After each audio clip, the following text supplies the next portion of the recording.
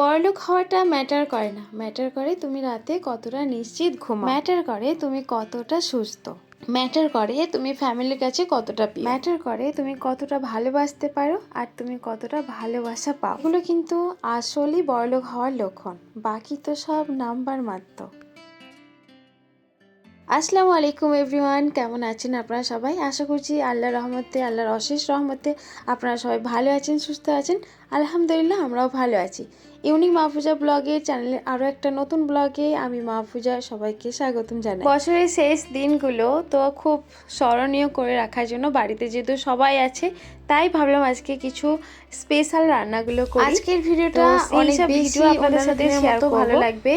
এই ভালো লাগা থেকে ছোট্ট করে একটা অনুরোধ করছি, যারা এই ভিডিওটা ক্লিক করেছেন প্লিজ লাইক দিয়ে ভিডিওটা কন্টিনিউ করবেন। আর ভিডিও দেখতে দেখতে যদি কোনো অংশে ভালো লেগে থাকে অবশ্যই চ্যানেলটা সাবস্ক্রাইব করে পাশে থেকে যাবেন, বেল আইকনটি অন করে দেবেন, যাতে করে আমি নতুন ভিডিও ছাড়ার সাথে সাথে আপনাদের কাছে নোটিফিকেশান চলে যায় আর আপনারা সময় মতো আমার ভিডিওটা দেখে নিতে পারেন। মাসের শেষ দিন, তার থেকে বড় কথা বছরের শেষ দিন, তাই সুন্দর করে রান্না করে ফ্যামিলিকে আনন্দ করে এই দিনটা স্মরণীয় করার জন্য আজকে ম্যারিনেট করার জন্য এই পাত্রটা ঢেলে নিলাম। এর মধ্যে দিয়ে নেব, এর মধ্যে আছে কাজু বাদাম, কিচমিচ, আমলা বাদাম, তার সাথে আছে পেঁয়াজ বেরেস্তা। এটাকে একটু দেব।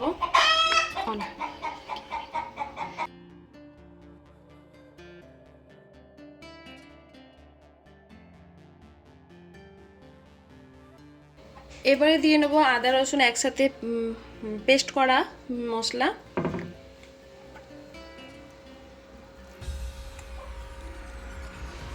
এর মধ্যে আছে টক দই আর অল্প পরিমাণে পেঁয়াজ বেরেস্তা, যেহেতু এর আগে আমি পেঁয়াজ বেরেস্তা দিয়েছি আমলা কাজু বাদামের সাথে, এর মতো আর হচ্ছে পেঁয়াজ বেরেস্তা অল্প করে দিয়ে নিলাম।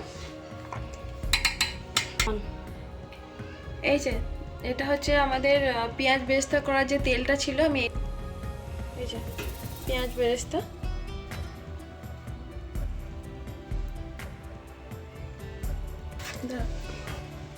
এবার নিয়ে নেব হলুদ গুঁড়ো, মিট মশলা, মানে গুঁড়ো লঙ্কা, জিরে গুঁড়ো, পরিমাণ মতো লবণ।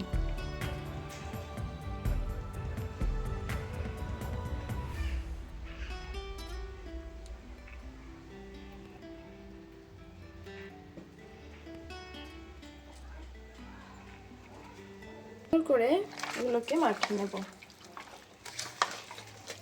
হাত থেকে মাখিয়ে নিলে বেটার হবে। আমি কিন্তু এই চাটু দিয়ে মাখিয়ে নিচ্ছি।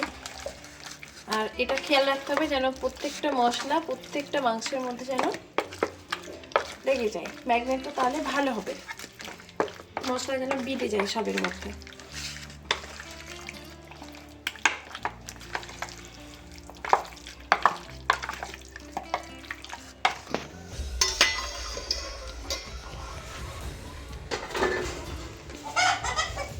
একটু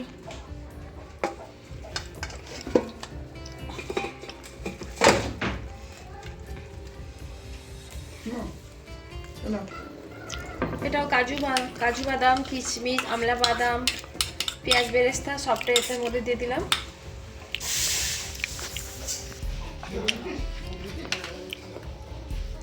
আদা রসুন পেস্ট। আমরা এটা হচ্ছে টক দই, টক দইয়ের সাথে পেঁয়াজ বেরেস্তা অল্প পরিমাণে।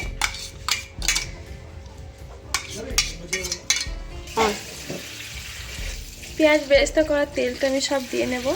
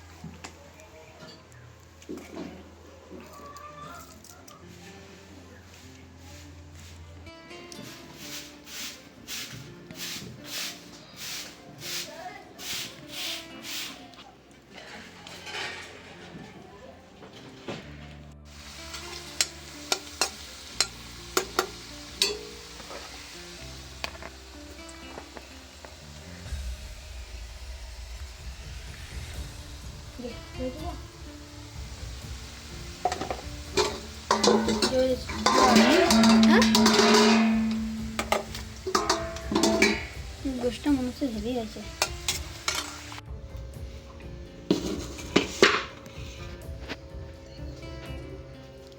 ভাত ফাইনালি হয়ে গেছে, একটু আগে এসো।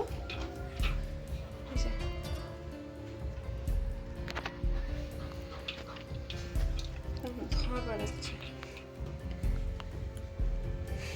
এবারে এক এক করে এইরকম সব মশলাগুলো আমি অ্যাড করে দেবো। এটা হচ্ছে বিম কড়াই, এটা কিচমিচ ভেজে নিয়েছি, এটা গাজর, এটা পেঁয়াজ বেরেস্তা, লাল ক্যাপসিকাম, সবুজ ক্যাপসিকাম আর মটরশুঁটি সব কিন্তু এর মধ্যে মিশিয়ে নেব অল্প অল্প করে।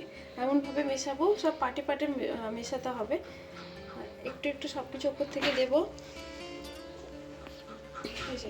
সব কিছু অপর উপর দেবো। আবার একটু মানে উছলে নেব যাতে সব জায়গায় পৌঁছে যায়।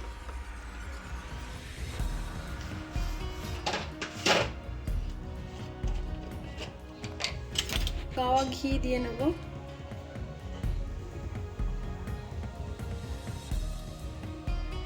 এবার সব কিছু উপকরণ দেওয়ার পর আমি মাঝে মাঝে এরকম করে একটা উছলাম। আবার এই পাটটা দেখুন সাদা হয়ে গেছে, কাছে এসো।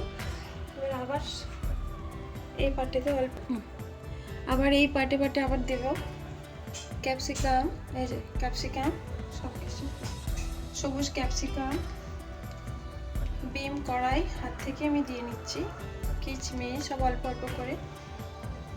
এইরকম করে কিন্তু প্রত্যেকটা পাটে উছলে উছলে দিলে পরে সব জায়গায় পৌঁছে যাবে। আবার আগের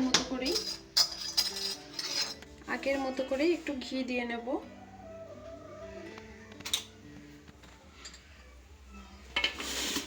আবার এরকম করে উছলে নেব।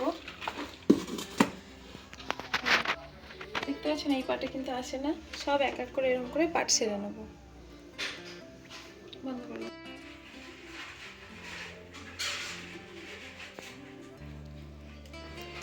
এই যে আমার ভাত কিন্তু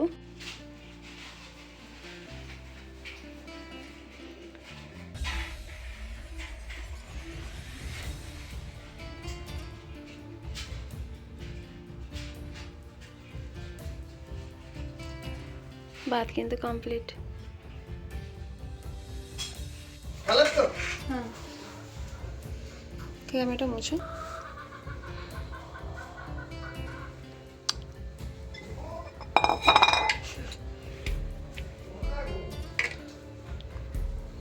বন্ধ করতে